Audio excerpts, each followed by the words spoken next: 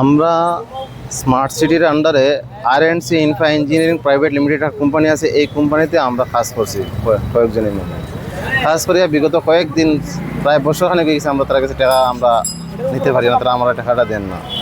এই টাকাটা দাবি পাওয়ার লাগিয়া আমরা স্মার্ট সিটি সিও স্যারের কাছে গেছি, এরপরে লেবার অফিসেও জানাইছি, সবার স্মার্ট সিটিরও তারা আর&সিরও জানাইছি টাকাটা দিয়ে বলে তারা টাকাটা দিতেছে না, বারবার আমরা ঘুরাইতেছে, দিচ্ছি দিমু হইয়া এই সমস্ত কথা হইতেছে। তো আমরা আজকে ফাইনালি আমরা লেবারের একটা সিটি দিয়ে দেখাইছে যে তোমরা আয়ো, তোমাদের একটা মিটিং আছে।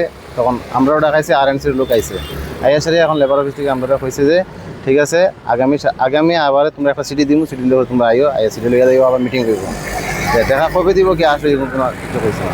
তো আমরা চাই যে লেবার ডিপার্টমেন্ট, স্মার্ট সিটির সিও, স্মার্ট সিটির আন্ডারে যারা আছে সবাই সহযোগিতাতে যাতে আমরা টাকাটা তারা পাইয়ে দিতে পারে, আমরা খুব উপকৃত হইব। আমরা মূলত এটার কারণেই আসা লেবার অফিস। এখন আমরা চাইতেছি যে লেবার ডিপার্টমেন্ট আর স্মার্ট সিটির যে অথরাইজ যারা আছে হেরা গেছে, আর আমাদের যে মুখ্যমন্ত্রী স্যার ওনার কাছেও আমরা একথা চাইতেছি যে আমরা যে টাকাগুলো পাও না, এই টাকাগুলো যাতে আমরা পাইয়ে দেওয়া হয়।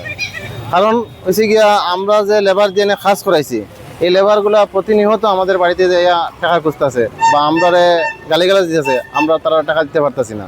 যার কারণে আমরা সমস্ত দপ্তরের কাছে আহ্বান যে আমরা টাকাটা পাইয়ে দিতে একটা সাহায্য করে, এটাই আমার।